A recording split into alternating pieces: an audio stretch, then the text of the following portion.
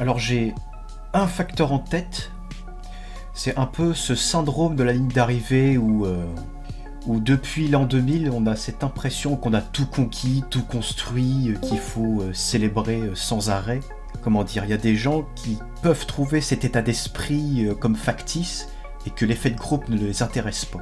Un des marqueurs parmi tant d'autres. Et du coup, par le syndrome de ligne d'arrivée, là-dessus je suis pas totalement d'accord parce que par exemple, dans le domaine scientifique, aujourd'hui on fait de plus en plus de découvertes, hein, je veux dire, on est submergé d'informations quoi.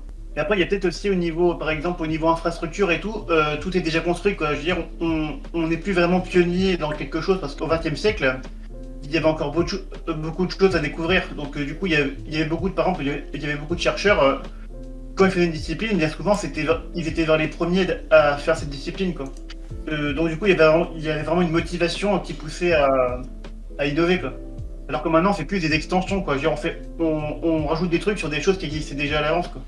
On vit vraiment de société de service. Enfin, je veux dire, même il y a déjà quelques temps, il y avait forcément des magasins, mais aujourd'hui, par exemple, on n'a même plus besoin de sortir de chez soi pour avoir à manger. Ouais. On peut commander un Uber Eats. Même avant, je veux dire, il fallait sortir pour aller voir les boutiques. Maintenant, on a directement des sites avec des boutiques en ligne, on commande et puis c'est bon. D'ailleurs, j'avais vu un truc, ce serait peut-être vérifié, mais c'est un ingénieur de Google. Il avait expliqué pour le scroll, parce que avant, quand on scrollait, il fallait attendre un petit temps de chargement avant de repasser sur l'autre page. Et du coup, lui, il a inventé le scroll infini, c'est-à-dire que tu peux scroller comme ça normal jusqu'à l'infini. Et ça a des effets sur le cerveau, ce qui fait qu'en fait, on sent plus le temps passer, quoi, parce que du coup, il y a pas vraiment de pause, donc du coup, on peut vraiment le faire non-stop. Dès qu'on voit une information, on peut enchaîner directement sur une autre, quoi. Quand j'étais à l'école, c'était dans les années 2000. Mais je ne pense pas que les écoliers aujourd'hui, dans les années 2020, ont le même rapport pour passer du temps à la récré, où c'est bien plus virtualisé. Je sais pas comment les gamins passent du temps quand ils jouent, quand ils ne sont plus derrière leur écran.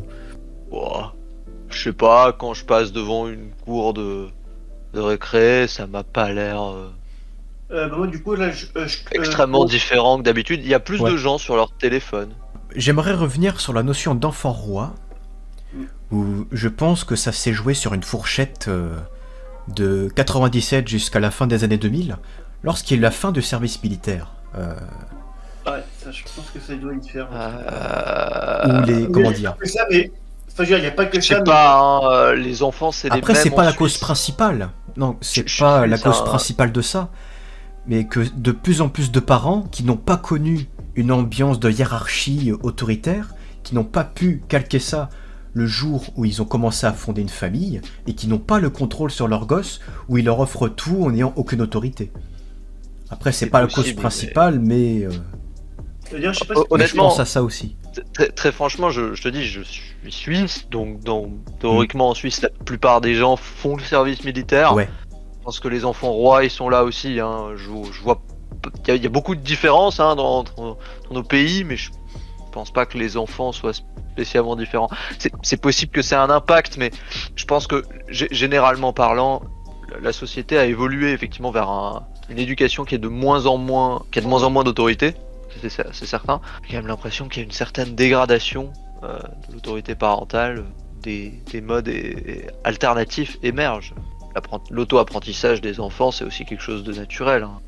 Parce que je t'avoue que je sais pas si l'apprentissage reste naturel avec toute cette avancée technologique. Il n'y avait pas le même, c'est plus du tout le même passe-temps qu'ont les jeunes. Je sais pas ce que ça va donner niveau sur l'aspect anthropologique. Je sais pas ce qui va se passer.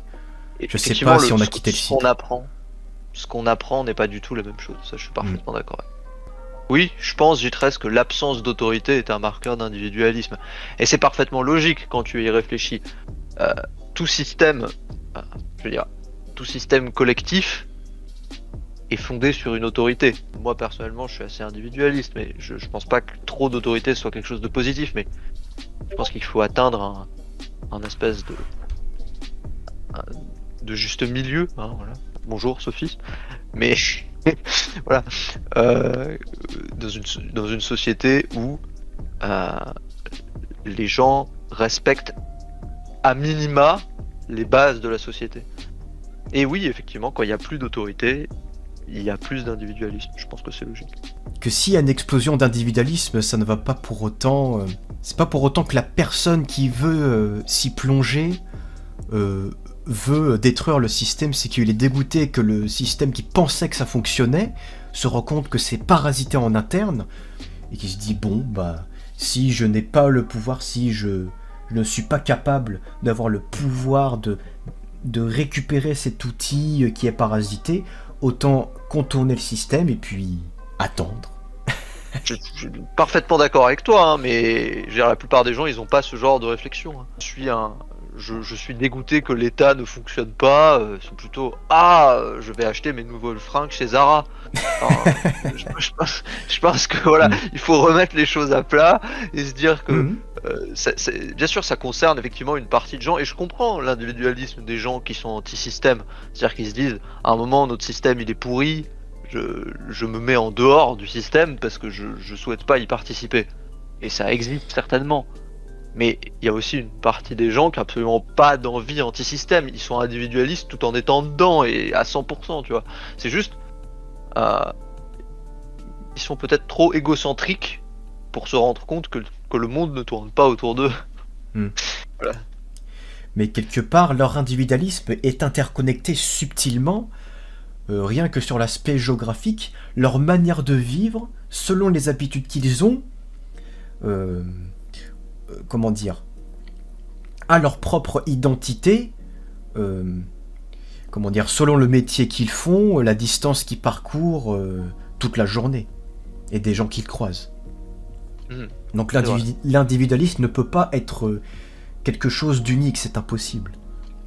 Rien que sur l'aspect géographique. De toute façon, très peu de gens sont individuels. Enfin, je pense que le terme individualisme est problématique en tant que tel aussi pour des raisons, parce qu'il peut désigner plusieurs choses similaires, mais dans un domaine différent. Ce que je veux dire par là, c'est que tu peux parler d'individualisme pour parler d'une philosophie, une sorte de philosophie individualiste qui s'opposerait à des philosophies politiques plus collectivistes, et tu peux parler d'individualisme pour parler d'un trait de caractère aussi. Ce qui n'est pas exactement la même chose. Ça se recoupe, hein, évidemment. Les gens qui ont un caractère individualiste ont tendance à avoir une philosophie de vie individualiste, mais pas toujours. Étonnamment, on voit bien, et ça c'est un truc qui me fascine avec la gauche moderne, c'est que les gens de gauche, ils ont un caractère profondément individualiste, en tout cas pour une partie, hein. Je veux pas faire de trop de grosses généralisations, mais disons... Pour moi, tu sais, tout ce qui est gauche-droite, pour moi c'est une pièce de théâtre, quoi. Je parlais, tu vois, des gens du mouvement woke, tout ça, je pense que ces gens sont profondément individualistes. Tout ce qui leur intéresse, c'est le droit de leur petit groupe, toujours plus de droits. Mais bizarrement, c'est très américain, parce que... Enfin, comment dire ça ?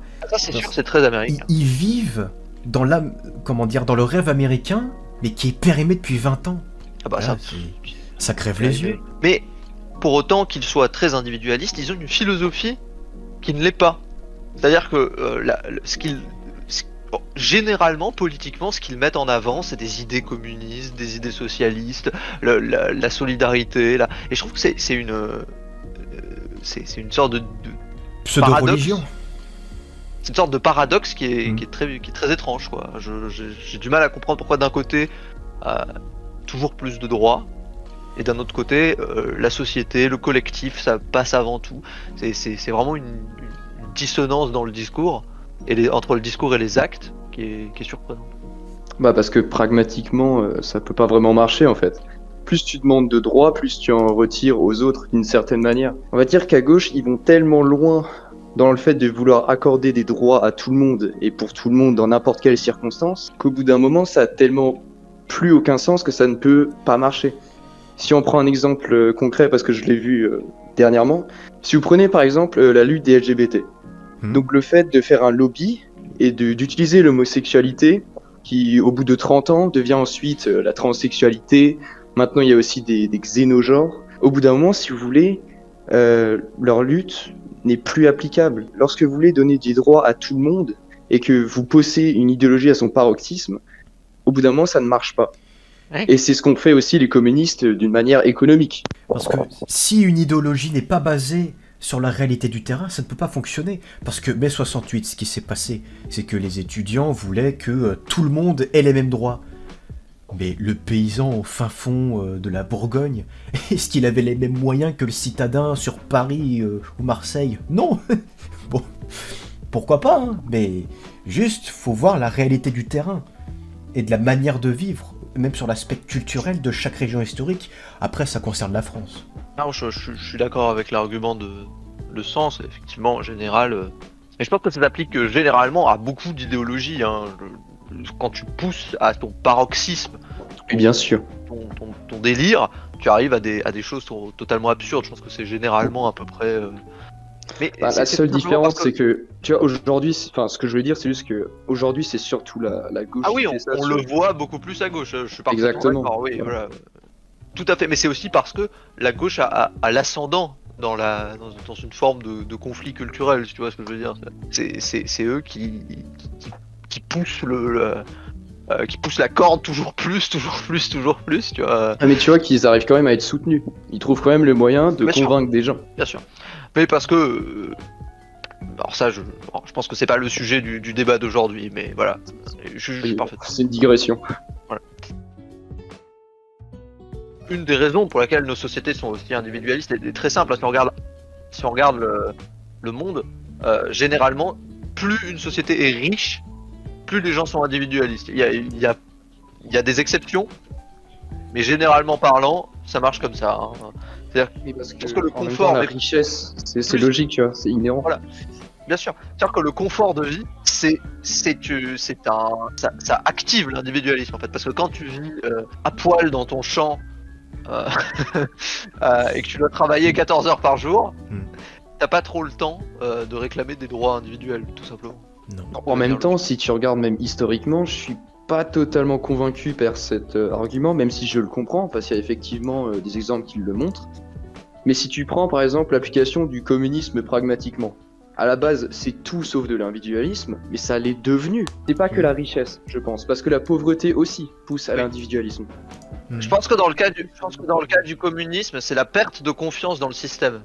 Et ça aussi, je pense que c'est un facteur de l'individualisme.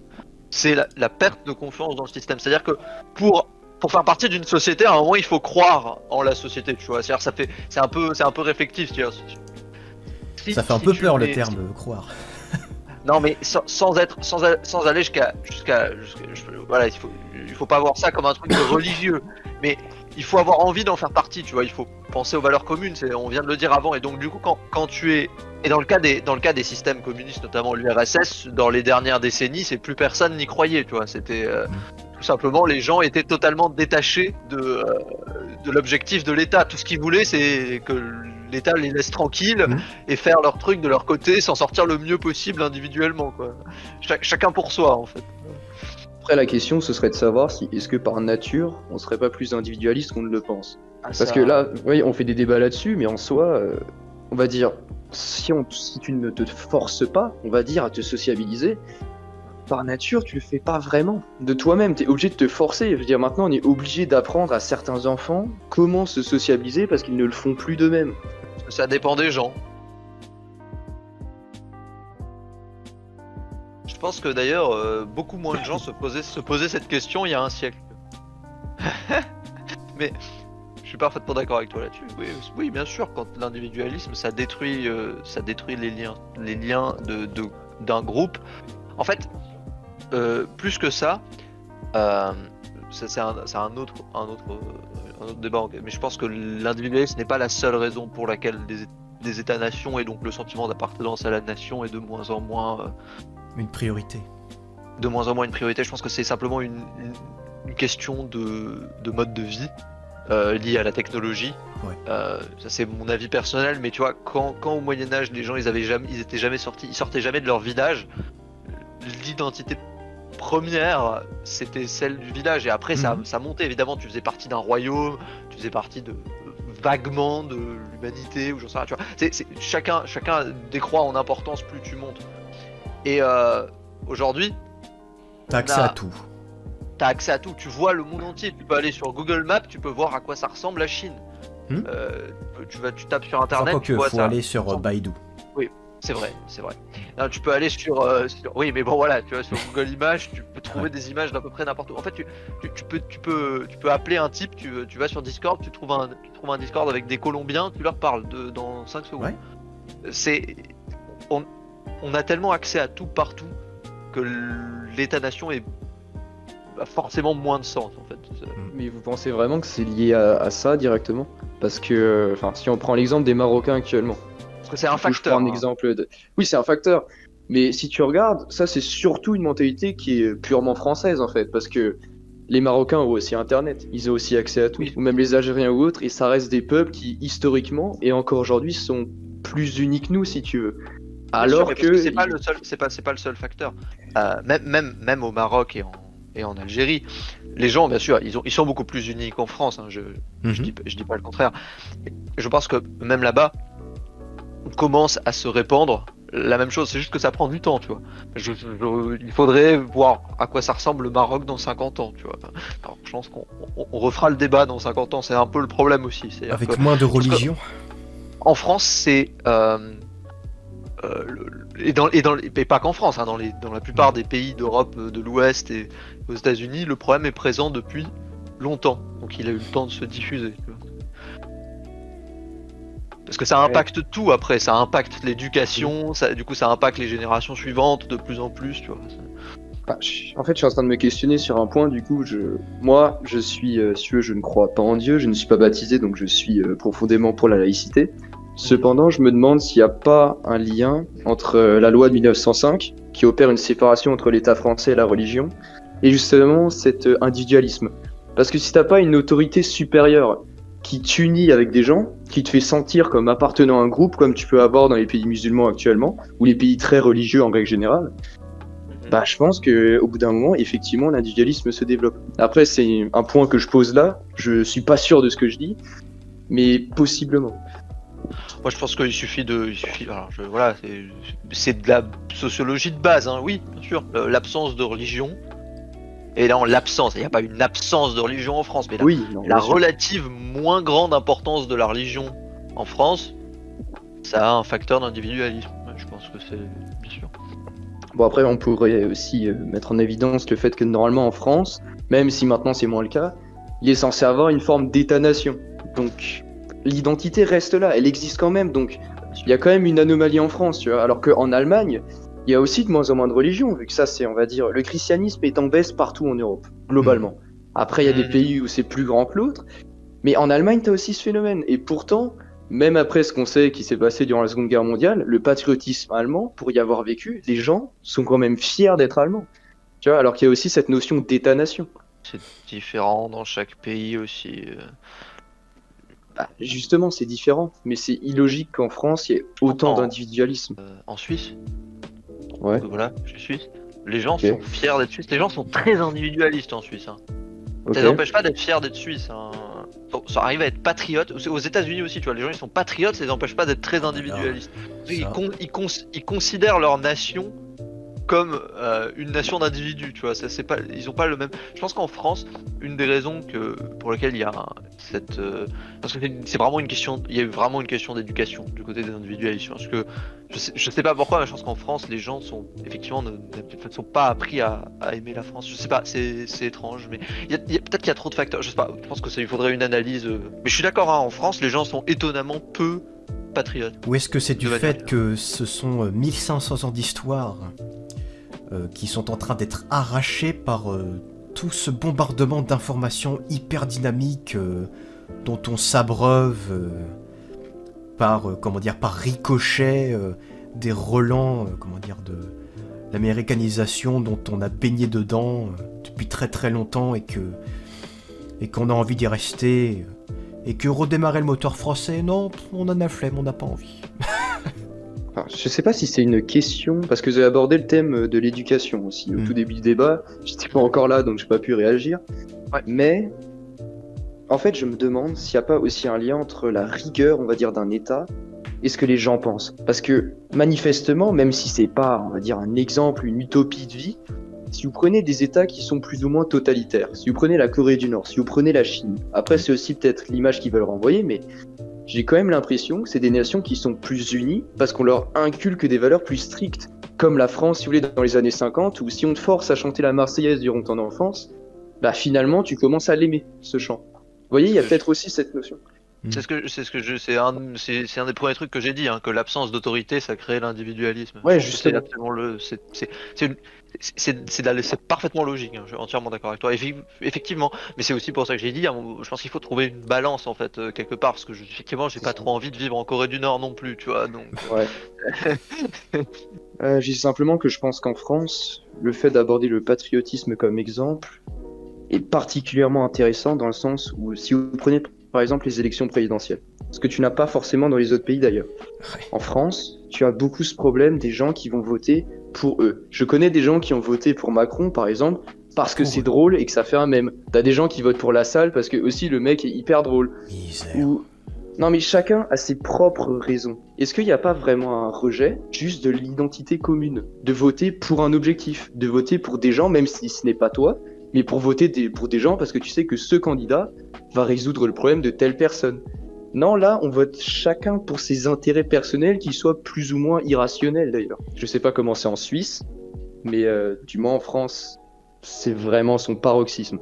Je sais pas combien de gens votent pour des raisons autre chose que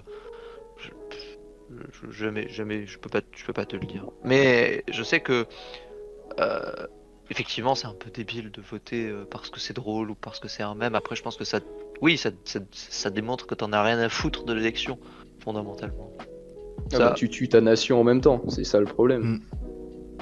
Or la nation c'est l'identité collective. Et bizarrement, ce seront eux les premiers qui pleureront lorsque la France sera vraiment morte.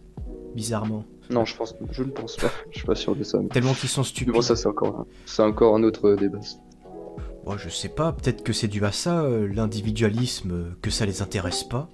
Et que du fait qu'ils s'ennuient, ils ont par pulsion, ils ont envie de faire ça. Juste pour passer le temps. Aussi c'est parce qu'ils pensent que leur choix importe peu. Ça c'est une conséquence aussi interne aux élections, hein, qui n'a pas grand chose à voir avec l'individualisme. Mais c'est vrai que tu finis par te dire ah mais il y a 60 millions de personnes qui votent, alors mon vote en soi je change rien, tu vois. C'est pas logique fondamentalement, parce qu'en fait ton vote est aussi important que ceux des autres. Mais voilà, beaucoup de gens qui se disent ça n'a aucune importance. Je peux bien troller, voter pour un chien, de toute façon ça changera pas le résultat de l'élection. En fait, je sais pas trop comment rebondir là-dessus parce que je suis aussi partisan d'une théorie selon laquelle il y aurait une forme de déconnexion émotionnelle qui pourrait un peu causer tout ce qu'on vient d'aborder, si tu veux. En l'occurrence, vous avez par exemple l'expérience de Milgram. Milgram, elle démontre aussi ce côté individualiste. Et là, il n'y a pas vraiment de question d'être... Enfin, on va dire, il n'y a pas de méconnaissance, si vous voulez. Dans Milgram, est-ce que tout le monde voit ce que c'est l'expérience de Milgram déjà? Non. Milgram, c'est une expérience où vous prenez une figure d'autorité et vous poussez quelqu'un qui vous est soumis à faire des choses horribles. Ça avait permis d'expliquer notamment pourquoi les nazis étaient aussi violents dans les camps de concentration. En fait, à partir du moment où vous revêtez un uniforme et que vous dites à quelqu'un qui vous est subordonné de faire ça, je crois que 2/3 des gens vont le faire, même si ça engendre la mort d'un individu. C'est ça, Milgram. Ok. Donc, c'est pour ça que depuis avant, j'essaie d'introduire cette notion d'individualisme naturel, parce que j'ai vraiment l'impression, vu de mes connaissances sur le sujet, qu'il y a quelque chose de naturel qui fait que l'esprit critique est mort. Et donc, vous êtes prêt à faire des choses qui sont complètement stupides et dangereuses. Bah, s'il n'y a plus d'autorité, qu'est-ce que peut être une sanction à ce moment-là? Si personne... Et en gros, rien ne t'empêche d'être individualiste, s'il n'y a pas d'autorité. Enfin, ça revient à ce qui avait été dit avant, d'ailleurs. Mais ouais, effectivement. Je sais pas, je pense que aussi ce que j'allais dire avant, quand tu disais qu'effectivement le free critique était mort, peut-être, mais je pense que ça explique pas parce que c'est quelque chose que tu décris, c'est quelque chose qui est en rapport avec l'être humain, donc ça explique pas en soi les changements, parce que ce qu'on constate c'est que l'individualisme est en progression constante dans la société, donc ça peut pas être lié uniquement à des choses qui sont inhérentes à l'être humain. Tu vois. Il y a forcément des facteurs nouveaux Bien sûr. qui poussent à plus d'individualisme. Bah, plus tes conditions de vie sont favorables, c'est ce que tu avais dit avant sur la richesse, bah, plus forcément t'as plus besoin des autres pour vivre. C'est vrai. Moi, le premier problème que je vois en France, après bon, ça c'est mon côté évidemment de droite qui ressort, hein, mais la mort de la nation déjà. Ensuite, peut-être la mort tout court de la conception de groupe, juste la mort de l'empathie aussi, parce que l'empathie passe par là avant tout. Mais comme on a dit, je sais pas si c'est vraiment un choix. Vous voyez, l'utilitarisme, on avait parlé des conditions de vie, de la richesse qui pousse à cela, la société qui pousse elle-même à l'individualisme. Je suis pas sûr qu'il y aura de retour en arrière. Donc en soi, c'est des conséquences qui sont plus ou moins inévitables. Mais tu vois, ça me fait peur du fait que dans un groupe, quand il n'y a plus d'empathie, comment dire, ou quand tu exprimes ne serait-ce qu'un petit morceau d'émotion, enfin, tu es dans cette paranoïa où la personne croit que tu es faible et que t'essayes, s'ils ont encore de l'empathie dans une situation critique, quoi. Je sais pas comment dire ça, mais... Mais ça encore, c'est problématique parce que si tu regardes ce côté précis de l'empathie, si vous regardez la plupart des poètes qui ont marqué l'histoire française, c'est des gens qui sont malgré tout quand même assez riches, donc qui ont les moyens de vivre, d'être individuels, mais qui vont quand même exprimer sans aucun filtre leurs émotions les plus profondes. Et en même temps, ce sera accueilli avec un public qui est extrêmement favorable à ça. C'est réellement maintenant qu'il y a eu un changement, je sais pas, au cours peut-être des 50 dernières années, où il y a une réticence avec tout ce qui est l'émotion, avec tout ce qui est le partage. Tout devient froid, calculé.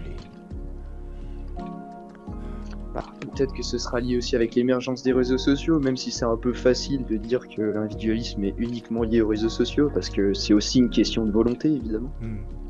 Ouais, je pense que un principal problème aussi qu'il faut pas oublier, effectivement les gens sont froids, calculateurs, je pense que je sais pas si, n'étant pas en vie il y a 50 ans, je sais pas si c'était différent.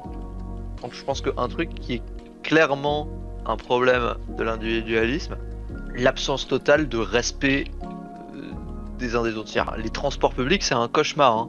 Je le dis sincèrement, les gens n'ont aucun savoir-vivre. Je pense que c'est un des trucs qui a dû le plus disparaître dans les dernières décennies, le savoir-vivre.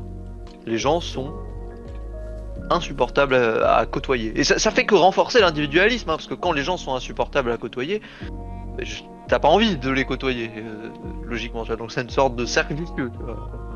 Enfin, moi, personnellement, je pense que c'est le cas, hein, en tout cas. Mais ça, c'est lié à la rigueur de l'État. Tu vois, c'est ce que tu disais avant, mais c'est la rigueur des sanctions, c'est la rigueur de l'éducation que les parents vont donner à leurs propres enfants. C'est tout un cheminement logique, en fait.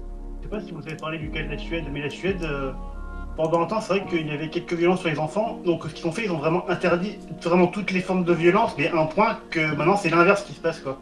Il y a même des parents, ils se sont vus retirer la garde, parce qu'apparemment, il y avait je crois, leur fille qui avait eu de l'eczéma, et apparemment, ils ont cru que c'était une trace de coup, donc du coup, ils ont retiré la garde aux parents sans les prévenir, et ils se sont rendus compte le soir même que, du coup, on leur avait retiré la garde. Incroyable, effectivement, ce genre d'anecdote, c'est... Parce qu'enfant, ça paraît impensable, quoi. Effectivement, Oui, ouais. Après, classique. c'est... Ouais, c'est ça. Mais je me demande si c'est peut-être pas le retour du bâton, parce qu'on a eu quand même une politique d'enseignement qui était extrêmement violente pendant longtemps.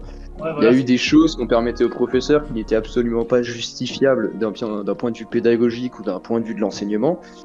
Est-ce qu'on vivrait pas peut-être un retour de bâton, dans le sens où maintenant on passe à l'autre extrême et qu'il faudrait une forme de stabilité entre les deux modèles?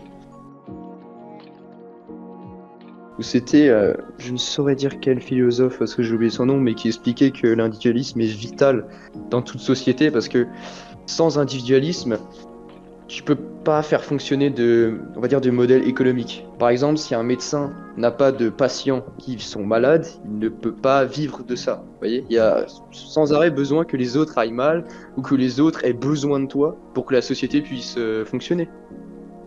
Donc, est-ce qu'il n'y aurait pas une forme de besoin fondamental à toute vie en société d'individualisme et en définitive, je sais pas, de dépendance mutuelle? mais là, ce serait plutôt de l'interdépendance plutôt que l'individualisme. C'est pas tout à fait pareil. Parce que là, là, quand on parlait d'individualisme, on parlait plutôt d'égocentrisme, enfin, je veux dire, le fait de faire tourner le monde autour de soi, quoi. Oui, mais là, je voyais plus ça sous le, on va dire, sous l'égide de l'individualisme d'intérêt. Parce que chacun a ses propres intérêts et du coup, tu as besoin des autres pour les servir. Sans Ouais. pour autant, Voilà, sans pour autant avoir des limites. Ouais, voilà.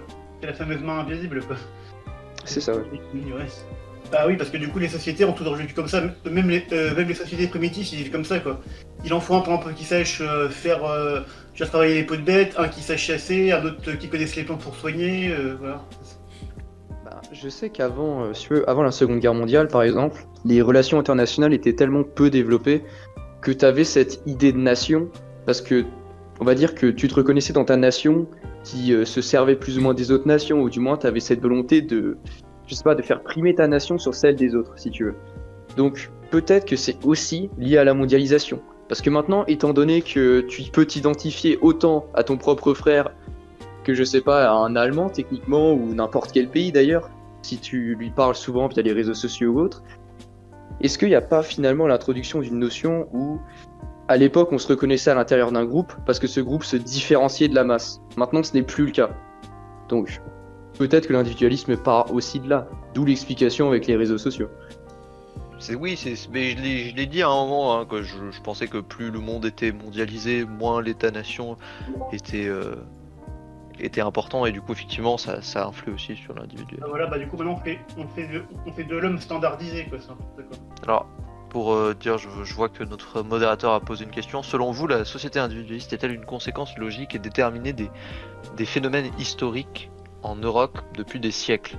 Oui. C'est la question, je pense que la réponse est oui. Enfin, c'est conséquence logique et déterminée. Logique, oui. Déterminée, je sais pas. Peut-être que ça aurait pu aller dans un autre sens. Mais enfin, on est là aujourd'hui. Et je pense qu'effectivement, le changement est-il inévitable? Ça, je sais pas. Parce que il peut toujours y avoir des éléments qui font changer la direction dans laquelle on va. Un effondrement du niveau de vie, par exemple. Enfin, il peut y avoir beaucoup de choses. Mais je pense qu'effectivement, tant que notre société reste riche, un certain niveau de confort, et qu'ils n'aient pas besoin de passer au-delà de l'individualisme, ça risque d'être inévitable. Parce que je ne sais pas si c'est dû à la doctrine d'Edouard Bernays où il y a eu transition d'une société de réponse aux besoins à une création de besoins. Pour trouver un sens encore dans ce qu'on fait. Là, maintenant, on a de plus en plus de temps libre, on est gavé d'informations, et du coup, ça fait qu'on n'a pas forcément le temps de bien traiter l'information, de bien la réfléchir. Et ça, je pense que ça y joue beaucoup sur notre psychologie, quoi. On traite les choses un petit peu en surface, quoi. On n'approfondit pas, quoi. Oui, parce que ça, c'est un caractère fondamental de notre système, hein. Même en droit, si tu regardes, les lois qu'on votait il y a 50 ans étaient beaucoup plus complètes et précises que celles qu'on vote maintenant, parce qu'on en votait moins. Donc même notre système en tant que tel pousse à ça. Et pour toi, est-ce que c'est cyclique? Est-ce que tu penses que c'est quelque chose où il y a potentiellement un retour en arrière qui va se faire? Ce que tu disais sur l'individualisme cyclique, je pense qu'effectivement il y avait des gens qui étaient profondément individualistes, parce qu'il y en a toujours, hein. De toute façon c'est pas... je suis d'accord avec toi là-dessus, l'individualisme n'est pas apparu il y a 50 ans, hein. Je pense simplement que il est probable que à une époque lointaine, cet individualisme soit assez limité à ceux qui peuvent se le permettre, tu vois, simplement. C'est-à-dire, aujourd'hui, tout le monde peut se permettre. C'est peut-être ça la différence aussi. C'est-à-dire que... Et comme tout le monde peut se permettre, on le voit partout. Ou peut-être, il y a 2 siècles, seule une certaine élite économique et politique pouvait se permettre d'agir de cette manière. Donc il y a aussi ça comme différence. Et quant à ta question, je sais pas si c'est cyclique. J'ai tendance à me méfier des théories d'histoire cyclique. Je sais pas. Mais d'ailleurs aussi j'avais vu ça un truc, attends, c'était quoi là? Ouais, tiens, c'était la cliodynamique, voilà. Genre en gros la dynamique de l'histoire, et du coup ils disent qu'il y a certaines choses qui se répètent de manière cyclique au cours de l'histoire, quoi. Parce que forcément il y a des causes qui entraînent une cause, et du coup ce qui fait que ça entraîne des rétroactions, quoi. Si, d'ailleurs, il y a aussi un autre truc par rapport à l'individualisme également, du coup, qui est même par rapport à mon sujet de débat que j'avais dit tout à l'heure. c'est que les gens maintenant, ils vont s'identifier à une cause pour appartenir à un groupe. Donc par exemple, du coup, tu vas avoir un truc cloisonné, donc, par exemple les véganes et les spécistes, ou par exemple les pro-Ukraine et les pro-russes, les anti-vaccins et les pro-vaccins. Ah Enfin, ouais, bref, c'est pour passer le temps, ça. Ouais, voilà, mais je veux dire, on vit dans une société cloisonnée. Il y a même des gens, au début, ils discutent bien avec toi, et il suffit qu'ils apprennent que tu défends telle cause et qu'ils sont pas d'accord avec toi. Ouais. Ils le font subtilement comprendre que tu ne seras ça, jamais le ça, bienvenu. Mais je pense que c'est. Non, je pense que la mentalité, c'est une forme de mentalité de groupe. Donc c'est plutôt l'inverse de l'individualisme. C'est-à-dire que c'est le moment où tu cesses de considérer la personne qui est en face de toi comme un individu et que tu commences à le considérer comme membre d'un X pro-russe ou X pro-Ukraine, et que parce que il est X, il est fini quoi. Ou bien X arabe, ou bien X blanc, enfin tu vois, genre ça s'applique à tous les domaines, mais je pense que c'est pas vraiment de la faute de l'individualisme. Vu comme Après, ça, ouais, ça. Par contre, ce qui est la faute de l'individualisme, c'est le fait que les gens s'attachent à des causes de plus en plus absurdes et de plus en plus futiles, on a l'impression. Aujourd'hui, les grandes causes qui divisent notre société, ça donne... Frivole. Oui, c'est frivole, exactement. C'est frivole, tout à fait. On a l'impression que, à certaines exceptions, il reste 2-3 causes plus importantes que les autres. Qui n'ont pas été parasités, quoi. Tu as l'impression que les gens, ils ont absolument besoin d'un sens à leur vie. Du coup, ils se jettent sur n'importe quoi. Donc on a une question. Quelles sont les mesures qui vous semblent adéquates pour parer aux effets nuisibles dans la sphère politique, économique et idéologique de l'individualisme? Se communautariser. Par exemple, il y a le rocher patriote aussi qui peut être une bonne solution. Le fait de se créer des réseaux, quoi, des réseaux d'entraide. Ce qui fait que quand quelqu'un a des problèmes, du coup, il aura son réseau pour l'aider, quoi, au cas où. Créer des réseaux d'entraide. Bon, je pense que ce qui va revenir assez souvent dans une question comme ça, c'est assez évident, hein, quand tu y réfléchis. Pour contrer l'individualisme, il faut faire des groupes. Ouais. Logique. Jusque-là, on est dans la logique. Et effectivement, oui, des réseaux d'entraide, des réseaux je pense que c'est effectivement la base. Mais est-ce que ça va réellement régler le problème? Je pense que c'est une solution. En fait, bizarrement, c'est une solution individuelle au problème. Tu vois. Je la comprends tout à fait. C'est parfaitement normal. C'est-à-dire que quand tu vis dans un monde où tout le monde est individualiste, tu vas te rapprocher des gens qui sont comme toi, des gens voilà, et créer des réseaux avec eux pour te faire une espèce de société alternative. Mais je pense que ça réglera pas le problème général de la société. C'est une solution pour toi, quoi, et ton groupe d'amis. Après, c'est aussi possible que l'individualisme se résorbe de lui-même, parce que la solution à l'individualisme, ça peut être l'individualisme lui-même. Il faut juste un point de rupture où on va être obligé, parce qu'on aurait été trop individualiste, de revenir à quelque chose de plus communautaire. Un peu ce qui se passe après les crises économiques, par exemple. Oui, c'est vrai. Peut-être qu'il n'y a pas besoin d'avoir de solution. Ça me semble un petit peu trop optimiste, quand même. Au départ, il faut prendre une vision philosophique. Il faut tenter de négliger les problèmes de l'individualisme. Moi, je pars du principe que ça va être extrêmement difficile. Parce que, je veux dire, on peut espérer refonder une identité commune. Je dis pas que c'est perdu d'avance, mais ça me semble compliqué. Je pense que je sais pas exactement. J'ai pas réfléchi de manière extensive avant de me pointer ici, mais je pense que il vaut mieux, plutôt que d'essayer de juguler l'individualisme en tant que tel, essayer de régler les problèmes qu'il engendre. C'est plus facile à faire. Donc notamment, on a parlé des problèmes du manque de savoir-vivre. Je pense qu'on peut forcer les gens à faire preuve de savoir-vivre sans les empêcher d'être individualistes, simplement en mettant un système punitif en place. C'est pas Mais du coup, tu négliges pas les problèmes en faisant ça. Tu les contres. Oui, tu contres les problèmes, mais tu changes pas l'individualisme. C'est-à-dire, les gens ils vont pas devenir moins individualistes parce que tu leur fracasses la gueule s'ils jettent des papiers par terre, tu vois. C'est une exagération, bien sûr, hein, mais Oui. je pense qu'il vaut mieux peut-être essayer de régler les problèmes engendrés par l'individualisme plutôt que d'essayer de recréer un sentiment commun. Ou sinon, pendant un temps, du coup, il y avait les scouts, du coup, pour les gamins, du coup, je sais pas si ça peut y faire, ça. Et quoi, les scouts? Ouais, voilà, ou un groupe quelconque, je veux dire, pour apprendre la vie en groupe, à la rigueur. Mais je pense pas que t'aies besoin de l'apprendre en soi, la vie en groupe. Tu vois, c'est une question de valeur, c'est tout. Je veux dire, t'as pas besoin qu'on te force à te faire inscrire dans une équipe de foot ou chez les scouts pour que tu deviennes soudainement un grand ami, je sais pas, des relations sociales. Il y a des gens qui détestent ça justement parce qu'on les force. T'as dit, les scouts, ça a peut-être un effet positif de manière globale. Je pense juste que Oui, non mais... c'est. Et encore maintenant, Je pense juste que ça sera très très mal perçu. Je veux dire, Plus c'est-à-dire maintenant, que parce que- les scouts, c'est un truc assez populaire parce que c'est volontaire.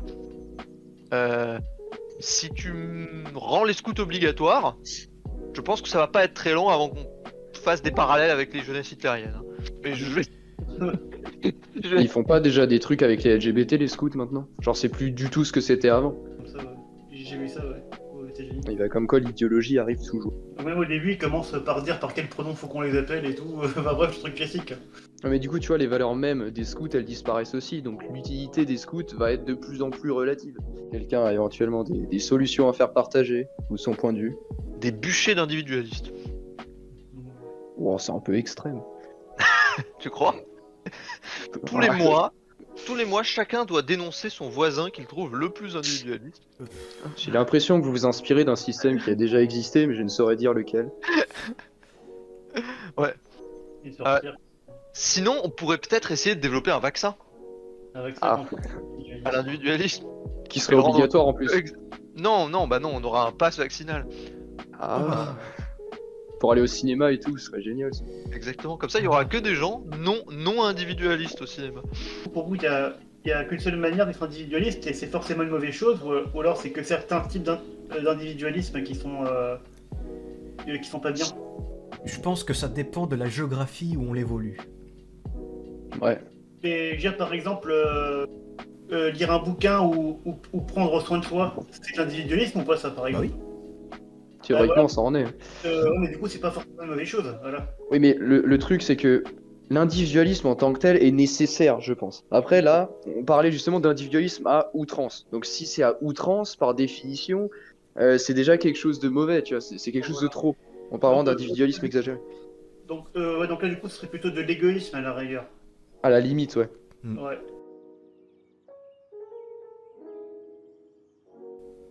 Ah bah là, ça les arrange que un peuple divisé qui se mettent sur la gueule entre eux, ça arrange ces personnes-là. Parce qu'ils seront jamais emmerdés. Tiens, d'ailleurs aussi, j'ai un bon exemple en tête là qui me revient à l'esprit. L'UDRH, il avait été accusé de harcèlement psychologique parce qu'il avait des méthodes assez toxiques pour faire son management. Du coup, il mettait les gens en compétition.